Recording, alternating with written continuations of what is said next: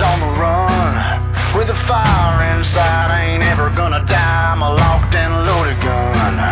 When the matches strike and the gasoline lights, it's only just begun. One thing I learned is you could watch it all burn, but the flame ain't ever done.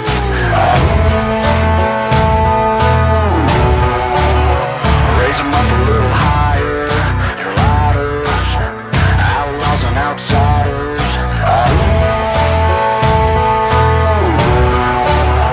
Some call me a renegade, the enemy. Throw your hands up if you feel the same. Oh, living life at the edge. Just say what you wanna say, or walk away. I'll stand tall when there's hell to pay. Ain't no power higher. We're the outlaws and outsiders.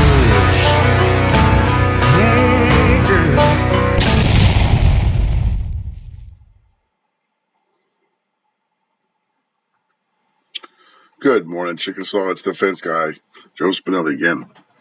Sorry about that. We just had our council meeting the other day, and yesterday they went ahead and the council finally spoke out about the theft of services ordinance that they put into play a little while back. But it was an emergency ordinance that they just pushed through as fast as they could. I want to go ahead and focus on that and one other thing for this meeting, but let's go ahead and jump right into it, and I'm going to go ahead and bring it up and show you the newspaper article that they went ahead and did. I believe this was in the Call newspaper. They spoke with three of our council members, the mayor, Sterrett, and Bourne. So this is what was said. The ordinance for the reduced theft of services is for delinquent payments. Now, delinquent payment means that if you're late on something, you're delinquent. So if you're late one time or you're late 1,000 times, it's still a delinquent payment. There's many, many reasons why you could be late on a payment. It could be because you're a single parent and you're having a tough time. It could be because you have disability and you got a budget and you've overdone your budget or whatever reason. And you're having a tough time with this whole pandemic, trying to go get work or make money or do whatever you have to do. Of course, we do have stimulus checks, but everybody knows how that's played out in the past year that this pandemic's been going on. The mayor stated he doesn't see anyone going to jail over this. And then in the next sentence, he stated that there is a possibility that you will go to jail over this. Then he throws it off on the judge that if the judge orders that, then that's what's going to happen. I'm sorry, but that's still that's not the way it's done.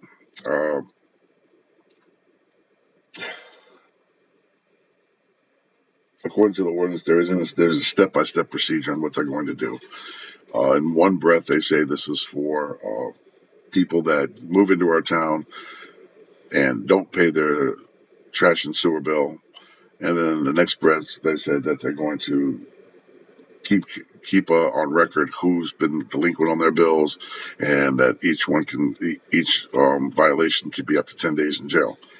Now, if somebody is delinquent on their bill, if you don't pay your bill, and then when you go to pay your bill, you get charged a late fee, and that should be the punishment that you serve. That shouldn't be all these put together that all of a sudden one time you do it and they're like, okay, well, that's enough. We're going to go ahead and bring you to court. We're going to file charges against you for theft of services. When you do something like that, two things happen. Either they get charges put on them, it goes on their record. So if you have a job where they check your record and they see that you have a theft of charge, most likely they're not going to hire you because it's theft, no matter how you look at it. And some people's licenses can be in jeopardy if they end up getting found guilty and have to go to jail or something like that over a theft of service charge.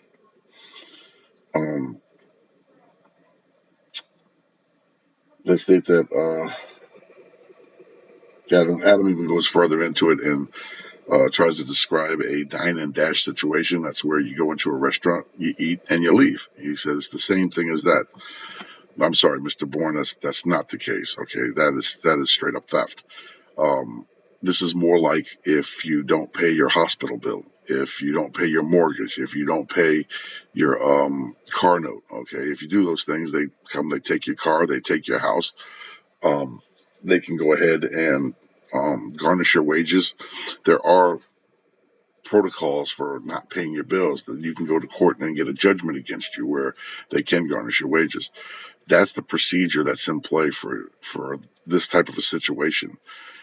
Unfortunately, that doesn't seem to be fast enough for our city council. But that is the way it's done. Okay, it doesn't mean you take your citizens, the people that voted you in office, and just because they don't make enough money or because they're behind on their bills, that you go ahead and put them to court. And I understand you guys are saying that chronic delinquents, if somebody's chronically late on their payments, that means that number one, they are paying them because they can't be chronic if you keep doing it, and they're paying a late fee along with that. But you're also going after people that are, I'm sorry, but poor. They don't have the money at the time. They say that because of this, it's affecting our sewer system, and it's going to be coming out of our general fund to do the repairs necessary on the sewer system. Well, we just got a grant for $250,000, and you guys only spent $168,000 on that. So you still have another $81,000 to fix that. Our sewer bill is $50 a month due to the fact that you guys stated that the reason why it's so high is to maintain, upkeep, and repair it. Most places are right around $40 a month, and the reason why they're $40 a month is because they go by how much you use. Okay, they get a hold of the water company and say how much water they use, and then you pay a percentage of that. So if you pay the first 2,000 gallons, 3,000 gallons, you get a $7-8 charge for that, and then you get charged for every 1,000 gallons after that. We don't do that. We just do a blanket $50 per person per household in Chickasaw. So it doesn't make a difference if you have one person that lives in the house and they get screwed, or you have 5 people in the house and they get off lucky. So it's not. I mean, that's not fair. That's what's in play. Maybe I don't know why, but it's like a lot of other things. It's just easier to do things across the board. We outsource everything we have in Chickasaw. We don't do anything for ourselves. Our trash bill is $20 a month. We're about ready to get into another contract, either with the same company or another company, where I feel that, and from what's happened in the past, every time we do, our trash bill will go up. We're at $70 now. And I think by the end of the year, we're going to be paying more than that. I understand that it's a pain in the butt to have to chase these people down, but it's also a pain in the butt when you're trying to pay bills and you're spending time in jail. The reason why this has been implemented is because Pritchard Water refuses to turn the water off. So if you don't pay your sewer and trash bill, then that means that they're not going to turn your water off, and it's going to continue on. Now, in that instance, your water bill is going to get higher and higher and higher. Unfortunately, that's just the way it is. It sucks. This isn't a better procedure. This isn't a better way to fix it by throwing these people in jail. With the trash, take the trash can. If they put their trash out anyway with no trash can, then you go ahead and you fine them for accumulated rubbish.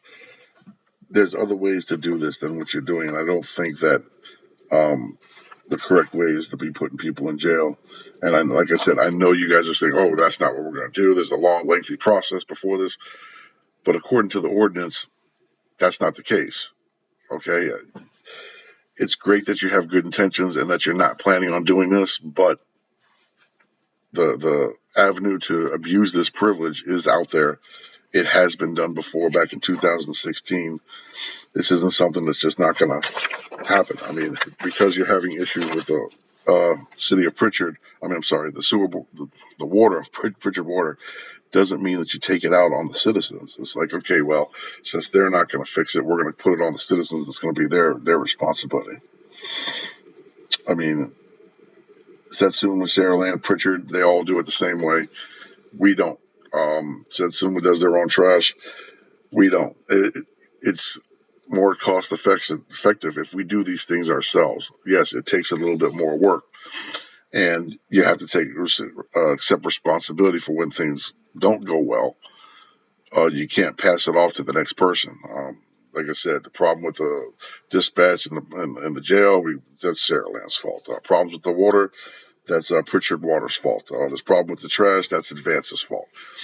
I understand that it sucks to have to take responsibilities for things, but you have to. I mean, it's just the way it is. It's easy to say, "Look, I screwed up. Let's go ahead and fix it." Then, oh, it's all their fault. Oh, it's the citizens' fault. It's not right. So, like I said, there are ways to get your money if it's owed to you, and you can do it without punishing somebody for being poor. So, with that being said, we're going to go ahead and move on to what I like to call the Citizen of the Week. And this guy, the Citizen of the Week is when somebody does something to help the citizens of Chickasaw. They go out of their way to make things better in our city. And I'm going to go ahead to say that with speaking with some of our other members, that it's going to have to be Jim Hansen. The other night at the meeting, Jim Hansen stepped up, and at the very end of the meeting, he brought up bringing back the open meetings. A lot of people have been discussing this. A lot of people are upset the fact that Chickasaw hasn't had open meetings. The public hasn't been able to respond. Even on their YouTube video, they've turned off commenting, so there can't be any open discussions on what they discuss. It's been a while since they've done that. The last open meeting that they had for the city council was a heated one back in February of last year. COVID came into play, and Governor Ivey shut down the meetings. But she also stated that during your closed meetings, that there's only ordinances that can be passed during these open meetings, these closed meetings, can be COVID-related ordinances. Unfortunately, there hasn't been not one COVID-related ordinance passed. We've had the curtains, this theft of services, different ordinances going on, and it's just not right. So I'm happy to say that Jim Hansen was the first councilman that said we need to get back to that as of April the 9th. It looked like the rest of the council was in pure shock. So I'm sure there's going to be some discussion amongst themselves about that. And even Adam Bourne went as far as say, well, as long as we can, we'll see what happens. Like I said, they were just really flustered over that, and they couldn't decide whether they should vote on it or not vote on it. It was definitely a mess. So now we're going to go ahead and move on to Pillow Talk. We're going to continue on the same subject due to the fact that it is a big subject here in Chickasaw. There's a lot of people that are upset about it. There's a lot of people trying to defend it, saying, well, COVID this, COVID that. Nobody was thinking about COVID during the inaugurations when the room was packed, and there was a bunch of people sitting in there for that. Nobody thinks about that once a week when you have to go to court to pay your tickets or your citations, and the courtroom has got people in it, and it's full. And it's just, and I'm sorry, I'm going to call it what it is. It seems like they're ducking the public. They're trying to keep the public away from these meetings so they can say and do what they want, and then deal with the backlash later. It's not right. There's no reason why they can't have these meetings. And in the event people are going to be gung-ho about the whole COVID thing, I'm sorry, but we just spent $12,000 for curtains for an auditorium that we can use. We can have our city council meetings there. We could have had our city council meetings there. Governor Ivey said that probably at the end of the month we're going to be going ahead and they're going to lose the whole mask thing. And I think that's one of the reasons why Jim went ahead and decided to bring back the open meetings. But at any point in time in the last year, this could have been done. They could have found a way. These guys all went to college. They're all smart men and women. They could have figured this out, but they had no intention of figuring this out due to the last meeting that we had. And I think it's a shame that the public is being left out of all the decisions. And I know, like I said, there's a lot of people that feel that way. Well, there has been somebody in the community that came up with an idea, and they're going ahead and they've started this, tell the city council about the Open Meetings Act. What they want everybody to do is next Tuesday is for everybody that's upset about this needs to call City Hall and let them know how you feel about it. Let them know that it is wrong, that you feel that the council has ignored us or whatever it is. I still haven't gotten a valid excuse for this. At one point in time, they even came off of the COVID thing and said, well, we can't figure out how to make it work. All the other municipalities could figure it out, but we couldn't. And I don't know if it's because they don't want to, which is what I'm leaning towards, or they're not even trying, or maybe it might be due to the relationships they have with the cities around us. I know that they don't want to work with Pritchard. They don't want to work with Sterrett other than the jail and the dispatcher. And I'm sorry, it's wrong. This situation could have been fixed months ago. I just really feel that over the last meeting where they had a bunch of upset citizens, that it went bad, so they decided not to go ahead and have another one, and they haven't since. They seem to forget, and people are always like, well, I don't understand why you used to support our city council and all this. Yeah, I would. If the decisions and the things they were doing were right, I'd back them up 100%. And if they were doing things if they were putting the citizens first, in a heartbeat, I'd back them up on everything they did. I'll give an example. That this animal ordinance, I don't know what they're going to be changing from it, but it would be really nice if one of the things they changed was the fact that the animal control officer enforced some of these things. Pets being let loose to run wild, owners not being held accountable. Maybe go ahead and if you have a pet in Chickasaw, go ahead and have the pet have a Chickasaw license, even pay $5-10 so you can have they'll know who the dogs and animals belong to, and those people can be held accountable for it. The tethering law that Mobile brought in would be another one, keeping a dog on a leash 24/7 outside, whether it's cold, hot, rain, whether they got a shelter and food and water or not. Being tied to something 24 hours is just plain cruel and wrong. So in the event that they bring a lot of this into action on their next ordinance, on revising the ordinance for animal control, I would support them wholeheartedly at 100%. I support Jim Hansen on this, opening back to open meetings and following Governor Ivey's Open Meeting Act on April the 9th. I think it's a great idea, and so does a lot of people. And if you do too, go ahead and give Chickasaw City Hall a call on Tuesday and let them know as well. So until the next time, I want to thank everybody for watching, and God bless Chickasaw, and God bless all my neighbors.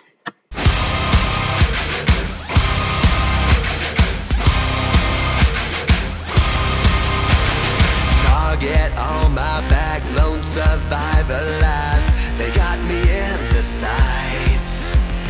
No surrender, no trigger, fingers go. Living the dangerous life. Hey, hey, hey, every day when I wake, I'm trying to get up, they're knocking me down. Chewing me up, spitting me out. Hey, hey, hey, when I need to be saved, you're making me strong, you're making me stand.